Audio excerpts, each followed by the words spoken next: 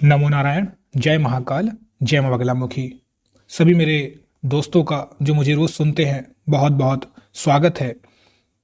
और अपने आज के इस टॉपिक को शुरू करने से पहले मैं एक बार फिर आपसे वही कहना चाहूंगा कि कोई भी ऐसा कमेंट आता है जिसमें ये लिख के आ रहा है कि इन गुरुजी ने मेरा वशीकरण कर दिया, इन्होंने ये किया, मेरा इन्होंने उपाय किया, ये सब फ्रॉड है, स्पैम है। इनसे बच के रहें, अपनी हार्ड अर्न मनी को सेव करके रखें।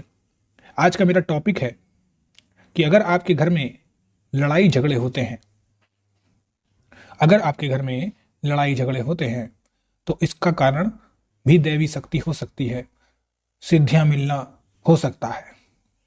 और अपने आज के इस वीडियो के माध्यम से मैं आपको इनका उपाय भी बताऊंगा।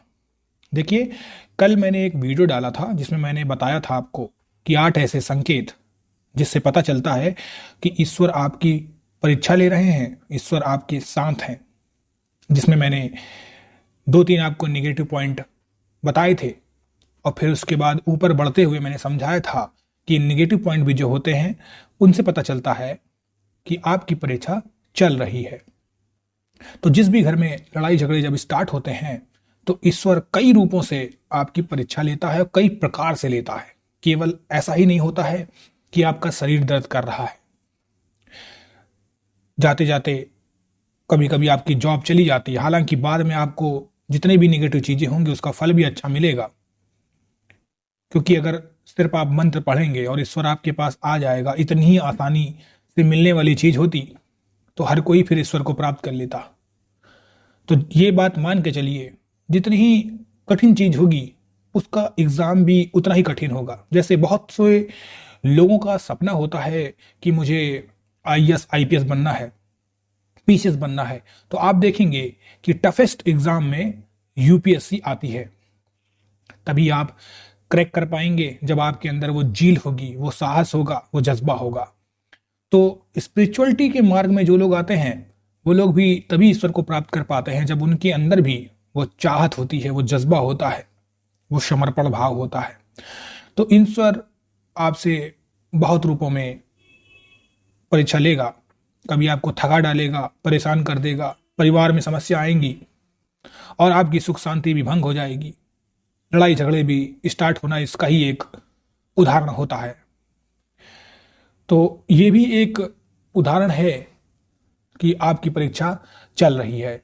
पर मेरा आज का जो वीडियो बनाने का उद्देश्य यही था कि आप सभी लोग इससे थके नहीं, हारे नहीं, परेशान ना हो और आपके घर में सुख शांति बनी रहे, कलह और कलेश का माहौल ना हो। आप सभी लोग आपस में तालमेल बना के आगे बढ़ें और जो भी आपके घर में जिंदगी में झगड़े होते हैं रोज रोज, जिसकी वजह से कभी कभी बात डाइवोर्स तक पहुंच जाती है, माहौल खराब हो जाता है, बच्चों पर भी उसका असर पड़ता है, तो ऐसा ना हो, इसी के लिए मेरा आज का ये वीडियो बनाने का उद्देश्य था।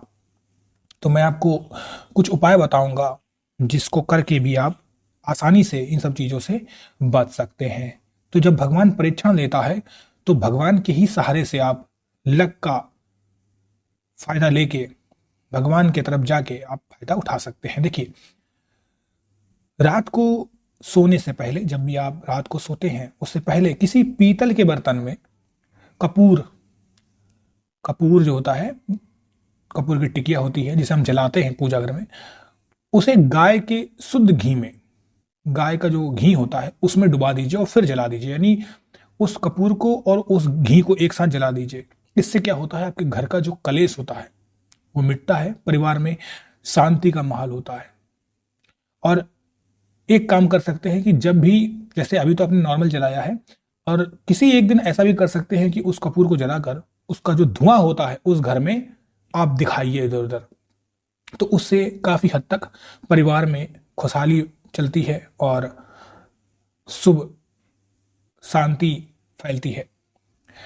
अगली बात आती है कि मंगलवार के दिन, किसी भी मंगलवार के दिन हनुमान जी के सामने 5 मुख का दीपक जलाना चाहिए और अष्टगंध जलाकर, देखिए अष्टगंध आपको आसानी से पूजा की सामग्री जहां मिलती है वहां मिल जाएगी और ऑनलाइन भी मंगा सकते हैं आप, अमेजॉन, फ्लिपकार्ट, जहां पर भी जाएंगे आप वहां पर केवल पोस्ट करिए, लिखिए अष्टगंध, तो वहां पर आपके सामने आ जाएगी।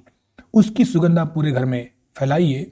इससे आपके घर में सकारात्मक शक्ति का संचार होता है और घर में सुख शांति का भी आगमन होता है। अगली बात, अगर आपके घर में पति पत्नियों के बीच में यानी पति पत्नी के बीच में लड़ाई झगड़े होते हैं, आपका कोई काम भी नहीं बनता और इस वजह से भी लड़ाई झगड़े हो रहे हैं, घर में कलेश रहती है, तो देखिए इसमें दो तरीके हैं। एक, अगर आपके पास सामर्थ्य है तो अपने नहाने वाले पानी में केसर डाल दें। अगर सामर्थ्य नहीं है तो हल्दी डाल दी। हल्दी तो आजकल हर घरों में होता है, सस्ती भी आती है, तो उसको चुटकी भर डालें और उसके बाद स्नान कर लें। और जब भी आप नहा लें, नहाने के बाद भी आप हल्दी का या फिर केसर का तिलक लगाएं। ठीक है, इससे भी आपको फायदा मिलता है। तो ये जो उपाय मैंने आपको बताए हैं, इन उपाय को आप करिए और अपनी जो पूजा अर्चना साधना कर रहे हैं उसको बिल्कुल भी छोड़िए मत। जिस मार्ग पे आप चल रहे हैं वो मार्ग पे आप आगे बढ़ते रहिए। जब भी हमारा ये चक्र जागृत होना स्टार्ट होते हैं तो बहुत सारी उथल पुथल होती है, और जब समझ लीजिए उथल पुथल हो तब आप समझ जाइए कि बिल्कुल आप सही मार्ग पे जा रहे हैं। आप खुद सोचिए एक बात, एक उदाहरण के रूप में, क्या कोई कांटों भरी शाखाएं जो होती हैं जिसमें फल ही नहीं होते, उसमें कोई पत्थर मारता है? पत्थर किसमें मारे जाते हैं? जिसमें फल होते हैं। तो अगर आपको परेशान किया जा रहा है यानी आपको उन सब लोगों में से चुना गया है, राइट, आपको उन सब लोगों में से चुना गया है। अब देखिए, हो सकता है किसी भी स्कूल में कॉलेज में 100 लोग एग्जाम देने के लिए जाते, सबने फॉर्म भरा है, लेकिन जरूरी नहीं है, कुछ ऐसे होते हैं जो बीच में ही छोड़ जाते, ड्रॉप आउट कर देते हैं, बस की नहीं होती है। कुछ लोग ऐसे होते हैं कि लास्ट में एक्सक्यूज दे जाते हैं, कुछ को एग्जाम का सिलेबस समझ में नहीं आता है, कुछ के साथ कुछ ऐसा मिसहैप हो जाता है कि वो वहां पर पहुंच ही नहीं पाते हैं, है ना। तो जो वहां पर पहुंचते हैं और पहुंचने के बाद पास होते हैं, ऐसा नहीं कि फेल हो गए, फेल नहीं, पास जो लोग होते हैं उसमें से कुछ फेल भी हो जाते हैं, जो पास होते हैं वही सच्चे योद्धा हैं। तो आप एक योद्धा हैं, आप एक साधक हैं, एक भगत हैं, एक अच्छे पुजारी हैं। आप इसको आगे बढ़ाते रहिए। ईश्वर आपकी परीक्षाएं से ले रहा है, उसको मारने का कोई आपको उद्देश्य नहीं है, सताने का कोई उद्देश्य नहीं है, आपको जरूर वो आगे बढ़ाएगा। तो स्पिरिचुअल लाइन पे आप डटे रहिए, बिल्कुल एकदम वीर के तरीके से अड़े रहिए और सफलता आपके कदम चूमेगी, 100% चूमेगी। आप उपाय करिए, ईश्वर पे भरोसा रखिए, अपने आप पे भरोसा रखिए और जो सच्चे मन से आप कर रहे हैं उसी मन से आप करते रहिए। आप सभी लोगों का कल्याण हो, मैं अपने इष्ट से यही कामना करता हूँ। नमो नारायण। जय महाकाल, जय मां बगलामुखी।